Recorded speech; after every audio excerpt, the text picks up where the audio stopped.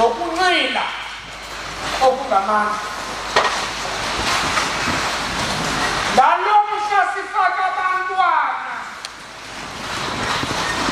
wonke umuntu kufuneka besengqondweni.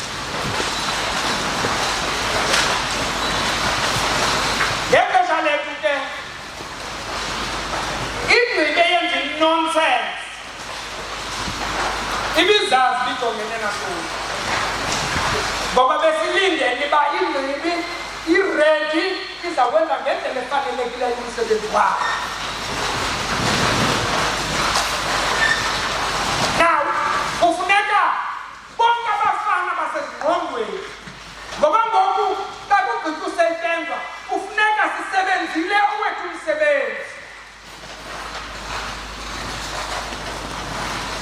Kufuneka sisebenzile owethu umsebenzi so that abantwana babe right kwangethuba.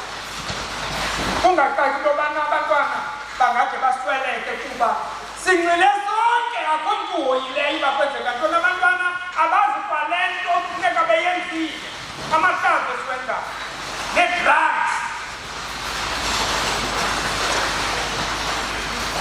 Zezi zinto ke zibangela uba uloluko lwanyeliseke, kuba siyanxila. Eyona nto iphambili kunxila kunobana sihoye abantwana, kuba sibafundise.